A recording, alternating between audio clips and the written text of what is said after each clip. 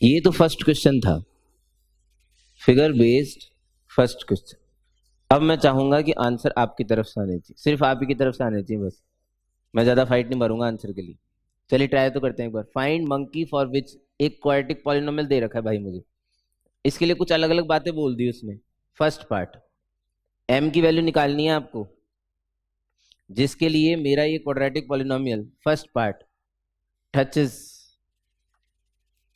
x axis. Answer चिल्लाइएगा मत, solve कर लीजिए पहले। टचेस x एक्सिस, मेरा ये क्वाड्रेटिक पॉलिनोमियल x एक्सिस को टच करता है, इसके लिए आपको इस क्वाड्रेटिक पॉलिनोमियल में m की वैल्यूज निकालनी है।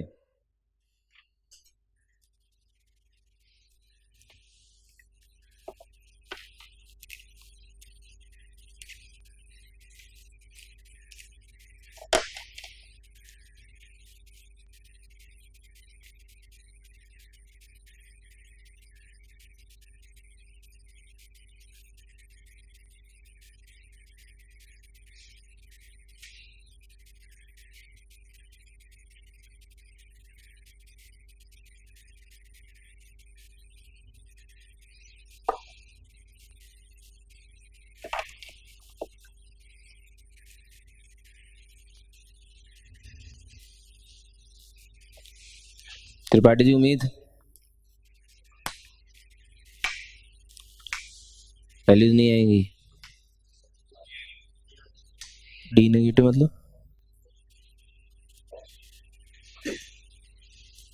वैल्यू नहीं आ रही तो क्या आ रही है? जिसका कोई नहीं उसका कौन? 5 है, जिसका कोई नहीं उसके साथ भी है कोई। 5 नहीं 5। हाँ, लड़कियों वाला 5 नहीं बोल रहे हैं, लड़कियां ऐसी बोलती है ना 5 को, 5 5 5। क्या बे 5 5 है भाई। It's fee. Okay, touch is x axis. कब एक्स एक्सिस को टच करेगा भैया? जब डी इज इक्वल टू 0 होगा।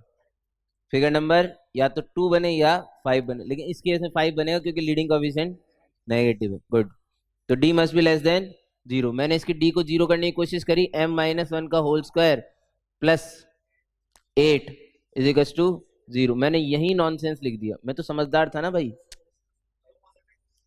दो, एक नॉन नेगेटिव और एक पॉजिटिव का सम कभी 0 हो ही नहीं सकता, रूट आएगा ही नहीं। अब वो क्वाड्रेटिक बनाओ फिर उसका डी आप देखो चेक करो, जरूरत ही नहीं भैया, इसी से पता पड़ गया एम की वैल्यू आएगी नहीं।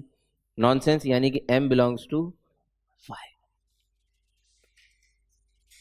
सेकंड, सेकंड लिखिए, is positive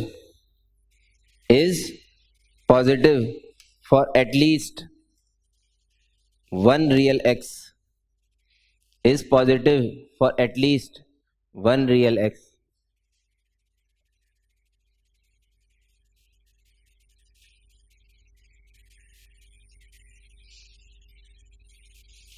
at least one real x।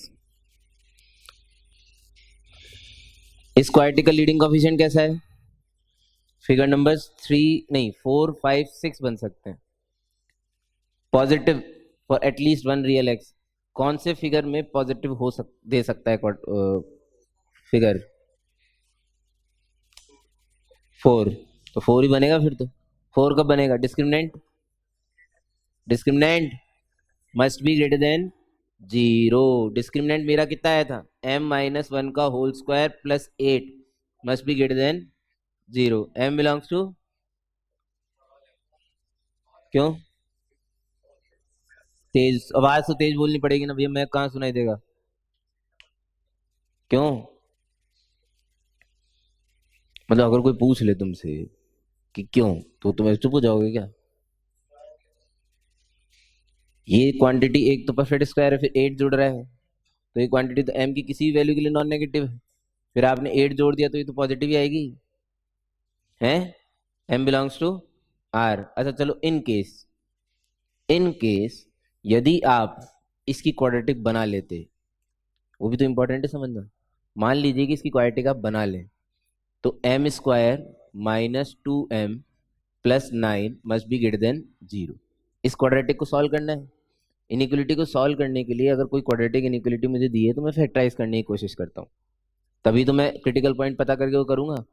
मैंने इसे फैक्टर करने की कोशिश करी, फैक्टर नहीं कैसे होती।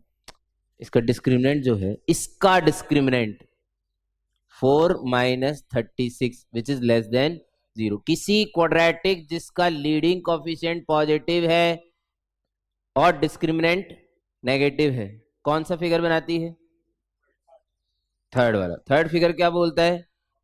Output will always be positive for all values of input. बड़े होके सोचो ना, हमेशा क्वाड्रेटिक एक्स की दी रहेगी तो जरूरी नहीं। आज क्वाड्रेटिक किसकी है? एम की। इसका इनपुट कौन है? एम। सही है। मुझे क्या चाहिए? मेरी क्वाड्रेटिक, एम की क्वाड्रेटिक कब पॉजिटिव है, यानी कि एम की किन वैल्यूज के लिए पॉजिटिव है, मेरी रिक्वायरमेंट है। मैंने देखा इसका डिस्क्रिमिनेंट नेगेटिव है, इसका मतलब इस क्वाड्रेटिक का फिगर बनेगा थर्ड नंबर का। थर्ड नंबर का फिगर बोलता है कि तो हमेशा ही पॉजिटिव रहते हैं साहब। तो अगर ये हमेशा पॉजिटिव रहते हैं, इसका मतलब M belongs to all real. आप एम की जगह कोई भी रियल रखिए भैया, ये तो हमेशा ही पॉजिटिव देगा। मीनिंग तो यही है। एम बिलोंग्स टू ऑल लाना कैसे है? ये तो यही सही है। Third, Calcutta.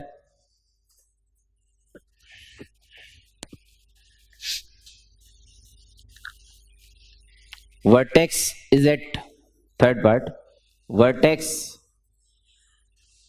is at distance of 2 units.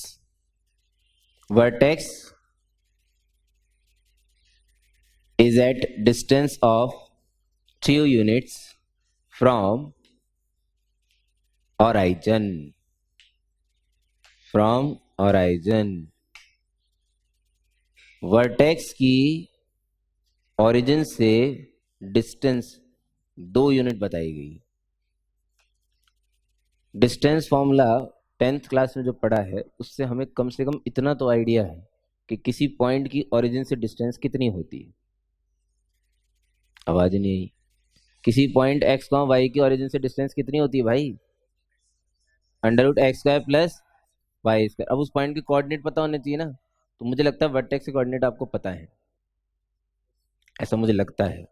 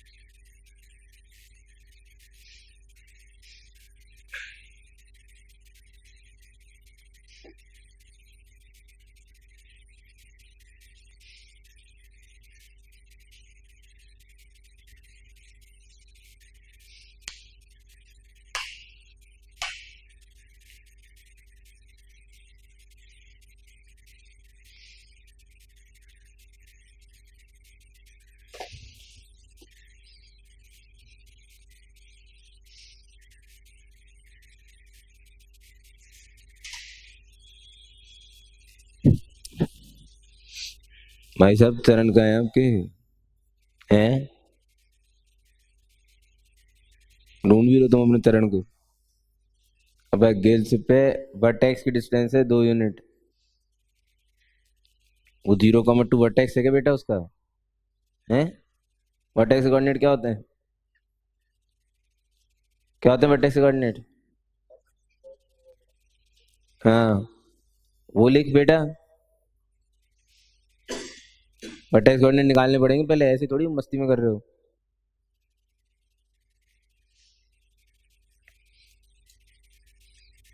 चलिए, पूरी कैलकुलेशन करने की जरूरत नहीं है, मैं कैलकुलेशन में इंटरेस्टेड नहीं हूँ फिलहाल। आप सही तरफ जा रहे हैं कि नहीं जा रहे, मैं सिर्फ इसमें इंटरेस्टेड हूँ। कैलकुलेशन मत करिए, क्योंकि ये तो खुद बनाया हुआ क्वेश्चन है, क्या पता आंसर आएगा नहीं आएगा। मतलब आएगा तो सही, लेकिन कितना सूग लाएगा क्या पता। मेरा इंटरेस्ट सिर्फ इस बात में है कि -b/2a, -b/2 वर्टेक्स के कोऑर्डिनेट किसी ने पूछे तो मुझे वर्टेक्स के कोऑर्डिनेट लिखने आने चाहिए। सही क्वेश्चन तो आपको उसमें मिल जाएगा भाई, प्रीलैब को जब आप सॉल्व करेंगे आज, तो सही क्वेश्चन तो आपको उसमें मिल जाएगा। -b/2a, -b/2a बोलना भाई, m-1/2 2 बस है, कॉमा -d/4a। तो d तो हमने ये रहा, d तो निकाला ही पड़ा है, तो माइनस, तो जरूरत नहीं है, अपॉन 4 आएगा नीचे, ऊपर आएगा m-1 का होल स्क्वायर प्लस 8, इसकी ओरिजिन से डिस्टेंस, यानी कि इसका स्क्वायर प्लस इसका स्क्वायर इज इक्वल टू कितना होना चाहिए, इज इक्वल टू कितना होना चाहिए 4, बस ठीक है।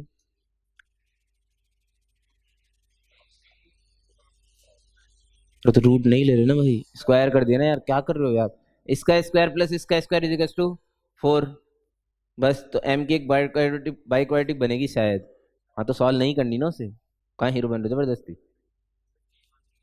वैसे m-1 के होल स्क्वायर को t मान के भी हो रहा है। हाँ, m-1 का whole square by 4 plus m-1 का होल स्क्वायर प्लस 8 का whole square upon 16 is equal to 4। इसमें m-1 के होल स्क्वायर को t मान के क्वाड्रेटिक बनेगी। हाँ तो सॉल्वेबल तो है, ऐसा तो नहीं है कि अनसॉल्वेबल है।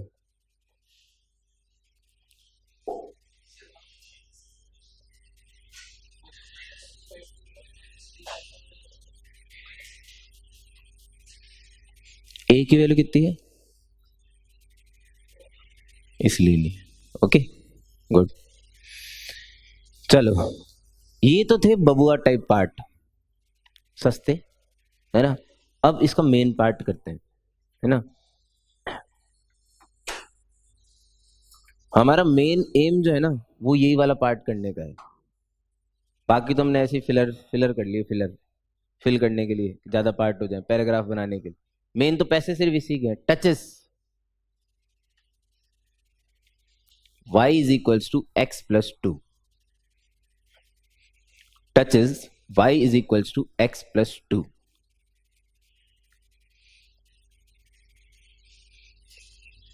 बात उन दिनों की थी जब हम बहुत छोटे हुआ करते थे। कोशिश मत करो यार, मैं बता दूंगा, चिंता मत, मैं कोशिश उसी करवाता हूँ जो तुम्हें करना है। बात उन दिनों की थी जब हम 8th 9th 10th में साइमल्टेनियस इक्वेशन पहली बार देखना चालू किया था हमने, शायद 9th में maybe. Two simultaneous equation in two variables, x minus Y plus 3 बराबर 0, 2x माइनस वाई प्लस 5 बराबर 0। इन्हें आज आज तो ऐसी लगती है यार, कैसा मास्टर पागल है यार, क्या क्या क्वेश्चन पूछता है हमसे, हमारी उम्र का भी ख्याल नहीं है उसे। आज तो ऐसा क्वेश्चन दे दिया जाए तो ऐसा लगता है लोगों को, सही है फिर भी, लेकिन हम बात कर रहे हैं। एक्चुअली इन्हें सॉल्व करके हम लोग क्या निकाला करते थे, एक्स और वाई। एक्चुअली वो जो एक्स और वाई है, जैसे सपोज करो इसे सॉल्व किया अपन ने, ऊपर नीचे सब्ट्रैक्ट किया, तो ये एक्स तो 2 नहीं आया, -2 आ गया, एक्स तो आ गया -2 और वाई आ गया +1, -2 और +1, सही बोल रहा हूँ ना। एक्स तो आ गया -2 और वाई आ गया प्लस, तो ये जो -2, 1 आया इस केस में, हर्षव जी क्या है ये -2, 1?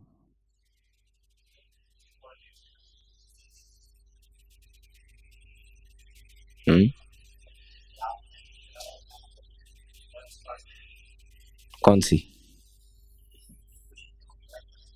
हम्म हम्म कौन सी लाइन पास करेगी इस पॉइंट से, पहले वाली दूसरी वाली कौन सी है? हाँ अब अच्छा लग रहा है सुनने में। हर्षव जी ने हमारे पग प्रदर्शित किए बहुत ही खूबसूरत तरीके से, कि जब इन दोनों को प्लॉट किया जाएगा, इन्हें प्लॉट भी तो क्या था, थोड़े बड़े हुए तो इनकी प्लॉटिंग आ गई, नहीं वो जो ग्राफ पेपर हम लोग प्लॉट किया करते थे, याद है क्या? एक मान लो ऐसे निकली, एक मान लो ऐसे निकली, ओहो ये इंटरसेक्ट करी भाई, है इंटरसेक्ट करी। ये इंटरसेक्शन पॉइंट कैसे आता है, सॉल्व करके आता है। या तो ग्राफिकली देखा जाएगा, ठीक है, ग्राफिकली जिस चीज को हम लोग मैथमेटिकली कर सकते हैं मैथमेटिकली निकालते हैं। जैसे जैसे हम बड़े होते जाएंगे तो मैथमेटिकली कम होता जाएगा, ग्राफिकली बढ़ता जाएगा, 12th में जैसे जैसे बढ़े। बट कोरिलेट करना तो आए पहले। ये वाला जो पॉइंट आया था ना इंटरसेक्शन पॉइंट, यही आया था वो सॉल्यूशन आपको -2, 1। क्यों आया था ये सॉल्यूशन, क्योंकि पहली इक्वेशन थी y is two X plus 3, दूसरी इक्वेशन थी y is to 2x plus 5। हमारे पास सॉल्व करने के तीन तीन मेथड हुआ करते थे उन दिनों, तीन तीन, जिसमें से एक सब्स्टिट्यूशन मेथड होता था।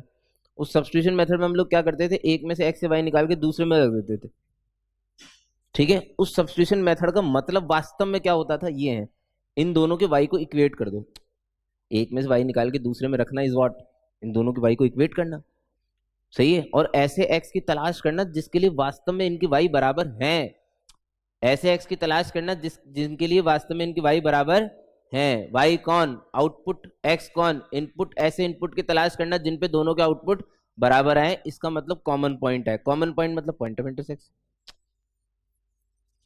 कोरिलेशन, ठीक है, कि कैसे इंटरसेक्शन पॉइंट एक्चुअली दो इक्वेशन का सॉल्यूशन देता। आज मुझे शायद उसी चीज की जरूरत थी, आज जो है मुझे उसी चीज की जरूरत थी। देखो भैया, मेरे को इतना तो पता पड़ चुका था कि एक क्वाड्रेटिक पॉलिनोमियल का जो ग्राफ बनेगा वो बनेगा पैराबोलिक, और ये क्या है, स्ट्रेट लाइन, सही है। एक पैराबोलिक कर्व और एक स्ट्रेट लाइन के बीच में कितने रिश्ते हो सकते हैं, 3। अगर हम जनरली बनाएं, एक पैराबोलिक कर्व और एक स्ट्रेट लाइन के बीच में 3 कर्व हो सकते, 3 रिश्ते हो सकते हैं, ठीक है। लाइन पैराबोला को कट करके जा सकती है, लाइन पैराबोला को टच करके जा सकती है, लाइन पैराबोला के बाहर से निकल सकती है। समझ रहे हो नहीं समझ रहे यार, ये रिश्ते डेवलप कैसे होंगे या पता कैसे पड़ेगा कि क्या हो रहा है, सॉल्व करके। किन्हीं भी दो कर्व्स के बीच में क्या हो रहा है या कितने इंटरसेक्शन पॉइंट हैं, ये उन दोनों को सॉल्व करके पता किया जा सकता है। किन्हीं दो कर्व्स को सॉल्व करना है, सुन लो देखो बहुत प्यार से, किन्हीं दो कर्व्स को सॉल्व करना है और हम सॉल्व नहीं कर पा रहे, तो हम उन दोनों के ग्राफ बना के भी रिजल्ट दे सकते हैं कि ये कितने पॉइंट पर इंटरसेक्ट करते हैं। दोनों अलग अलग बातें हैं। अगर आप इक्वेशन सॉल्व कर सकते हो तो इक्वेशन सॉल्व करके रिजल्ट देंगे। अगर हम इक्वेशन सॉल्व नहीं कर सकते, कौन सी इक्वेशन की बात कर रहा हूं, देखो, touch is Y is two X plus 2, मैंने अपने क्वाड्रेटिक पॉलिनोमियल यही था को इसके बराबर रख दिया। क्या मतलब हुआ इसे, सॉल्विंग टुगेदर। सॉल्विंग टुगेदर का सबसे बढ़िया तरीका है सब्स्टिट्यूशन, ये हमारे अंत तक काम आएगा। सब्स्टिट्यूशन क्या बोलता है, किसी एक में से एक्स या वाई निकाल के, किसी एक में से एक्स या वाई निकाल के दूसरे में रख दो। मैंने इसमें से वाई निकाला, इसमें रख दिया, ये इक्वेशन बनी। इसका मतलब होता है सॉल्विंग टुगेदर, ठीक है। अब इससे क्या आएंगे, इससे ऐसे एक्स आएंगे जिसके लिए दोनों के वाई क्या है, बराबर है। अरे वी वर इक्वेटिंग वाई भाई, इसका मतलब क्या है, वी वर इक्वेटिंग वाई। मुझे ऐसे एक्स मिलेंगे जिनके लिए दोनों के वाई कैसे हैं, सेम है, यानी कि कॉमन पॉइंट है। अब कॉमन पॉइंट की कितनी पॉसिबिलिटीज हो सकती थी, 2 डिस्टिंक्ट हो सकती थी, 2 कोइंसिडेंट हो सकती थी, कुछ नहीं हो सकता। जब मैंने पैराबोला को एक लाइन के साथ सॉल्व किया, क्या बना, क्वाड्रेटिक। एक क्वाड्रेटिक बनी भाई, क्वाड्रेटिक ही है ये। इसके नंबर ऑफ सॉल्यूशन से मैं ये डिसाइड, अच्छा मान लो अगर इसके डिस्टिंक्ट सॉल्यूशन आते हैं 2, इसका क्या मतलब होता है, 2 डिस्टिंक्ट पॉइंट ऐसे हैं जिनके लिए इनके सेम वाई हैं, इसका मतलब ये वाली फोटो है। लॉजिकल सी बात है ना। अगर मान लो इसका डिस्क्रिमिनेंट 0 आता है, इसका मतलब एक ही एक्स है इस दुनिया में जिसके लिए दोनों के वाई सेम है, यानी कॉमन पॉइंट एक ही है। कॉमन पॉइंट एक नहीं होता कभी भी क्वाड्रेटिक में, 2 कोइंसिडेंट होते हैं, सही है। टचिंग कभी भी एक पॉइंट पे नहीं होती। ये हमारा बचपन का कंसेप्ट हिल गया पूरा। बचपन में मास्टर ने बोला था a tangent line touches circle eight number of point 1, number of point 1। Objective में पूछा जाएगा, ऑप्शन के अंदर 1 2 3 4 ऑप्शन होंगे, मैं भी 1 टिक करूंगा भाई, तुम भी 1 टिक करोगे। वो प्रैक्टिकल पर्पस है। Theoretically 2 coincident point, theoretically 2 coincident, 2 तो है ही मिनिमम, कम से कम। दो सॉल्यूशन तो हैं ही, कम से कम उस पॉइंट के पास दो सॉल्यूशन तो हैं। जैसे जैसे हम बड़े होते जाएंगे मास्टर और इस चीज को क्लियर करेगा। Why two coincident, one point और टू कोइंसिडेंट में डिफरेंस है भाई। दो कोइंसिडेंट दो पॉइंट के पास में आने से बना है, वन पॉइंट तो वन पॉइंट ही है।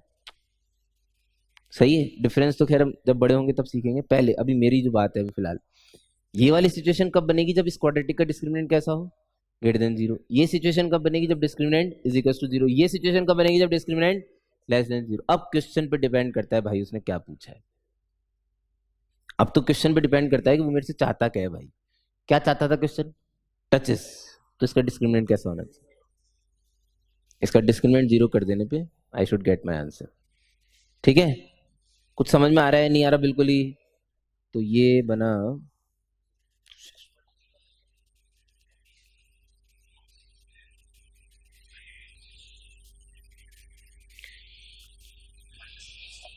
अच्छा कर भी दिया क्या तुमने। ओ प्रभुनंदन इसका डी जीरो करना है, तो इसका डी जो आया वो आया m-2 का whole square is equal to zero. तो m की वैल्यू कितनी आई, जीरो। हो गया भाई। खैर मेरा इंटरेस्ट m की वैल्यू में नहीं है, मेरा इंटरेस्ट कंसेप्ट में है। कोई भी क्वाड्रेटिक एक लाइन को टच कर सकती है, काट सकती है, या बाहर से निकल सकती है लाइन। ये इन्हें एक साथ सॉल्व करके बनने वाली क्वाड्रेटिक के डिस्क्रिमिनेंट के हिसाब पे डिसाइड किया जा सकता है क्या होगा।